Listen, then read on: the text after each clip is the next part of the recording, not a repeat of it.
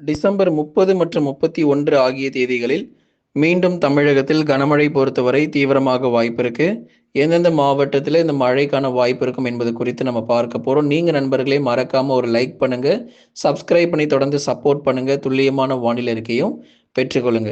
ஏன்னா வருகிற நாட்கள் நமக்கு பனிப்பொழிவும் அதிகமா இருக்கு. அதே சமயத்துல மழை வாய்ப்பும் நமக்கு தீவிரமா இருக்க போகுது. 10லிருந்து 13 மாவட்டங்கள் வரைக்கும் கனமழையும் பெய்ய போகுது.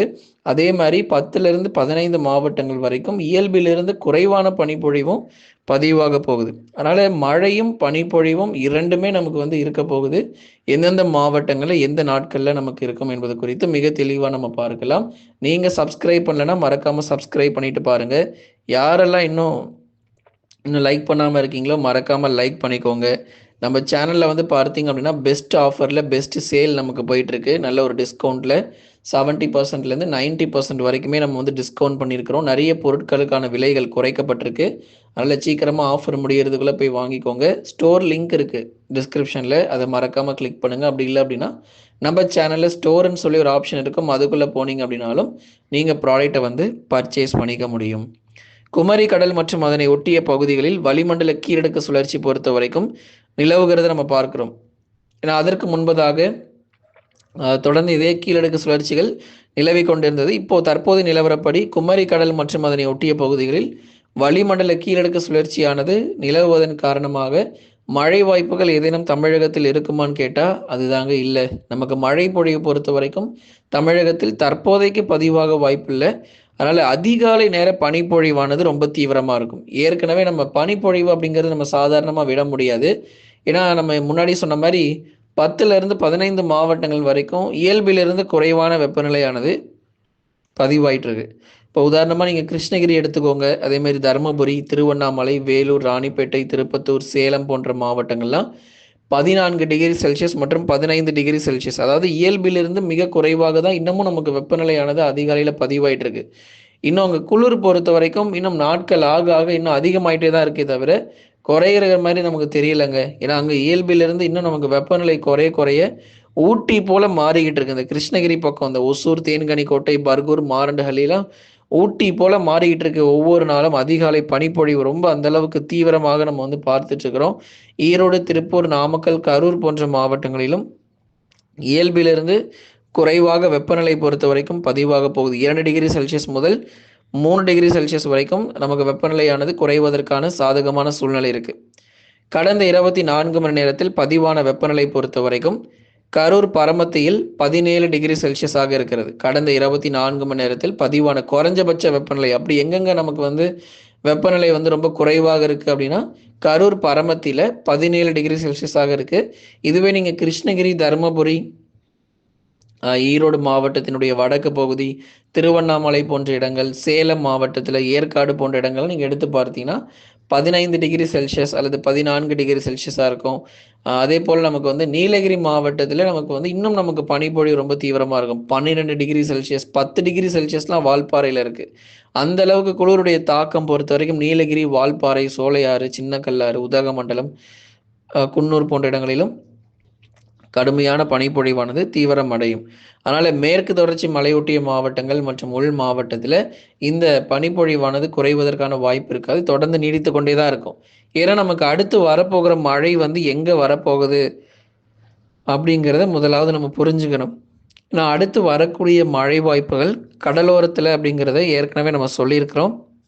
வருகிற டிசம்பர் 30 மற்றும் 31 ஆகிய தேதிகளில் கடலோர டெல்டா மாவட்டங்களில் மீண்டும் பரவலாக கனமழை பொறுத்த வரைக்கும் தீவிரமாக வாய்ப்பு. அதனால் வருகிற டிசம்பர் 30 மற்றும் 31 ஆகிய தேதிகள் கடலோர மாவட்டங்கள் சென்னை, திருவள்ளூர், காஞ்சிபுரம், செங்கல்பட்டு, விழுப்புரம், கடலூர், புதுச்சேரி, காரைக்கால், கள்ளக்குறிச்சியில் இங்கெல்லாம் நமக்கு லேசான மற்றும் மிதமான மழையாக பதிவாகிறதுக்கான வாய்ப்புகள் இருக்கிறது.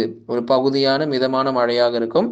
டெல்டாவில் கனமழை வெளுத்து வாங்கும். தஞ்சை, நாகை, திருவாரூர், அரியலூர், பெரம்பலூர், திருச்சி மற்றும் புதுக்கோட்டை உள்ளிட்ட டெல்டா மாவட்டங்களில் கடுமையான கனமழை பொறுத்தவரை வெளுத்து வாங்க வாய்ப்பு.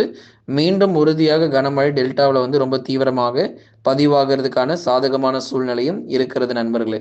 அதனால் டெல்டா மாவட்டங்கள் நம்ம சாதாரணமாக எடுத்துக்கொள்ள முடியாது. ஏன்னா அங்கேயும் நமக்கு மழை வாய்ப்பு அப்படிங்கிறது ரொம்ப தீவிரமாக இருக்கு. ஆகவே டெல்டா மாவட்டங்கள் கடுமையான கனமழை பொறுத்த வரைக்கும் டிசம்பர் 30, 31 கடலோர பகுதிகளில் கனமழை, மற்ற இடத்துல மிதமான மழை. திருச்சி, அரியலூர், பெரம்பலூர் உள்ளிட்ட மாவட்டங்களில் மிதமான மழையாக எதிர்பார்க்க முடியும்.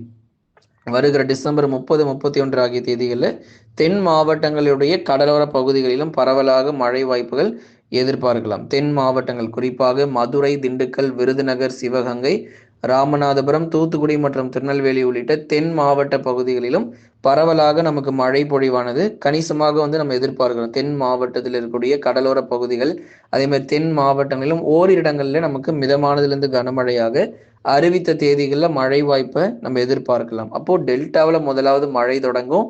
அதுக்கப்புறம் வட தமிழக கடலோர பகுதிகள், சென்னையிலிருந்து கடலூர் வரைக்கும் பகுதியான மழையும், டெல்டாவில் கனமழை பெய்த பிறகு ராமநாதபுரம், தூத்துக்குடி, திருநெல்வேலியிலும் ஓரிரு இடங்களில் மாத இறுதியில் இந்த வருஷம் முடியும் போது கடைசி ஒரு மழை ஒன்று வரப்போகுது. புத்தாண்டு அன்றும் மழைக்கு வாய்ப்பு. புத்தாண்டு அன்று நமக்கு வந்து பரவலாக கனமழை பொறுத்த வரைக்கும் எதிர்பார்க்கணும். அதனால நியூ இயர் அப்போ நமக்கு ரெயின்ஃபால் இருக்காதுன்னு மட்டும் நினைக்காதீங்க. கடலோர மாவட்டத்தில் இருக்கிற உங்களுக்கு வந்து மழை வாய்ப்புகள் காத்திருக்கு. புயல் சின்னங்கள் கிடையாது அப்படிங்கிறதையும் நம்ம சொல்லியிருக்கிறோம். அதனால தமிழகத்தில் தற்போதைய நிலவரப்படி எந்த ஒரு புயலுக்கும் வாய்ப்பில்லை. தாழ்வு பகுதிகள், தாழ்வு மண்டலங்கள், வங்கக்கடல் பகுதிகளில் உருவாகினாலும் தொடர்ந்து இனி வரும் நாட்களில் தமிழகத்திலேயே முழுமையாக கரை கடப்பதற்கான வாய்ப்புகள் ரொம்ப குறைவாக இருக்கிறது. நமக்கு வந்து பொங்கல் நாட்கள் வரைக்கும் இந்த பருவமழை பொறுத்தவரை நீடித்து அதன் பிறகு ஓய்வு கொடுப்பதற்கான வாய்ப்பும் அதிகமான சூழ்நிலை நம்ம பார்க்கிறோம். ஏற்கனவே கடந்த டிட்வா புயலோட இந்த பெருமழை எல்லாம் முடிவுக்கு வந்துருச்சு.